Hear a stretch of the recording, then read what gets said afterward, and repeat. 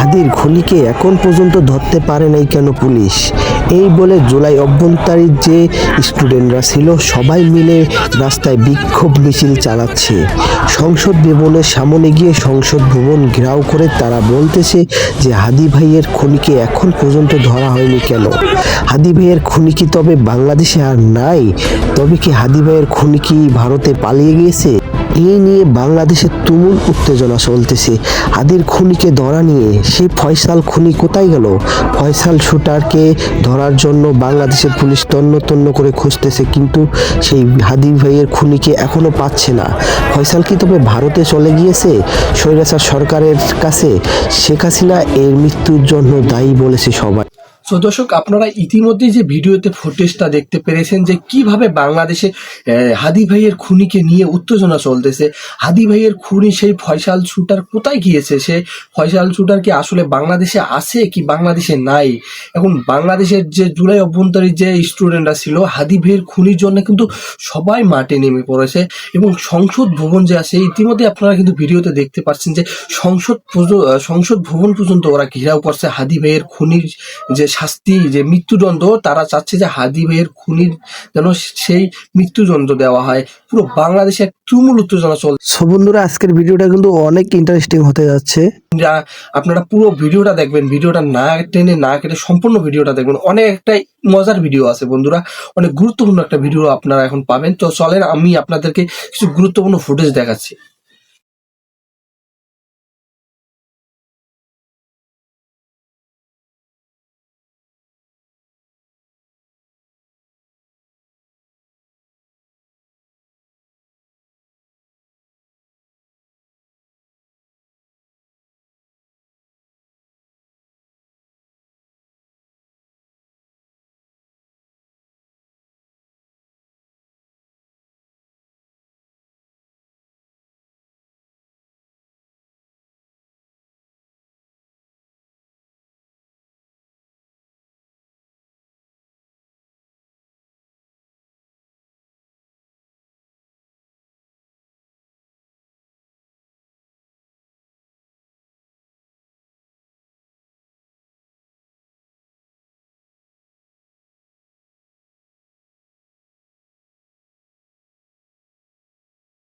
পর্যন্ত আমরা শহীদ ওসমান হাদি হইতে পারবো না, যতক্ষণ পর্যন্ত আমাদের অন্তরে আমাদের এই ধরনের চিন্তা ভাবনা কাজ করবে।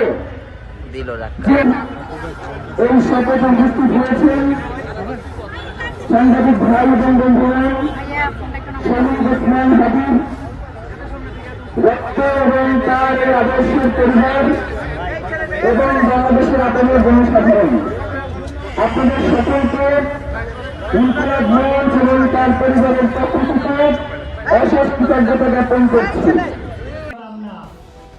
হাদির হত্যাকারীকে দ্রুত অ্যারেস্ট করা হোক, এ নিয়ে অনেক উত্তেজনা চলতেছে বাংলাদেশে। সবাই এখন মাঠে কাজ করতেছে। হাদির খুনিকে ধরার জন্য সবাই মাঠে নেমে পড়েছে। জামাত শিবির, বিএনপি, সবাই, এনসিপি। এখন ডক্টর ইউনূস বলতেছে যে প্রকার হোক, যে কারণে হোক, এই শুটার ফয়সালকে অ্যারেস্ট করা লাগবে। এটা বলতেছে ডক্টর ইউনূস। যদি ভারতের কাছ থেকে ওকে ছিনিয়ে নিতে হয় তাও সেটা ছিনিয়ে নেবে, এই বলেছে ডক্টর ইউনূস। বাংলাদেশে কিন্তু এখন পর্যন্ত হাদির হত্যাকারীকে ধরতে পারে নাই বলে অনেক উত্তেজনা চলতেছে। জুলাই অভ্যন্তরীণ যে স্টুডেন্টরা ছিল তারা কিন্তু সারা বাংলাদেশে অনেক কার্যক্রম চালিয়ে যাচ্ছে যে পুলিশ বাহিনী কেন এখন পর্যন্ত হাদি ভাইয়ের হত্যাকারীকে এখন পর্যন্ত গ্রেপ্তার করতে পারেনি এবং তার যে পরিপূর্ণ সাজা সে পায়নি, কিন্তু সে এখনও বাহিরে কেন? সবাই বলতেছে স্লোগান দিয়ে, খুনি কেন বাহিরে, হাদি ভাই কেন কবরে? এ নিয়ে সংসদ ভবনে অনেক লোক। সো বন্ধুরা, আপনারা কিন্তু ইতিমধ্যেই ভিডিওতে দেখতে পাচ্ছেন যে কিভাবে সেই শুটার ফয়সাল হাদি ভাইকে খুন করে পালিয়ে গিয়েছে। এখন পুরো বাংলাদেশ জুড়ে একটা তুমুল উত্তেজনা চলতেছে যে পুলিশ বাহিনী কেন এখন পর্যন্ত সেই শুটার ফয়সালকে ধরতে পারলো না। তবে আসলেই কি এই শুটার ফয়সাল ভারতে পালিয়ে গিয়েছে নাকি এখনো বাংলাদেশের মধ্যে আছে লুকিয়ে?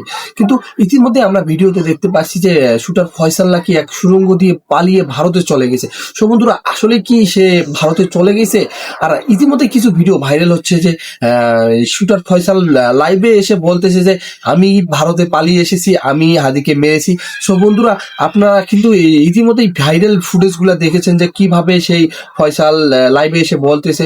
তো বন্ধুরা, বাংলাদেশের পুলিশ কি তাকে তার যে সাজাটা তার যে সাজাটা আছে আসলে কি তাকে শুটার ফয়সালকে হাদি হত্যার সাজাটা দিতে পারবে কি পারবে না, অবশ্যই আপনারা কমেন্টে জানাবেন।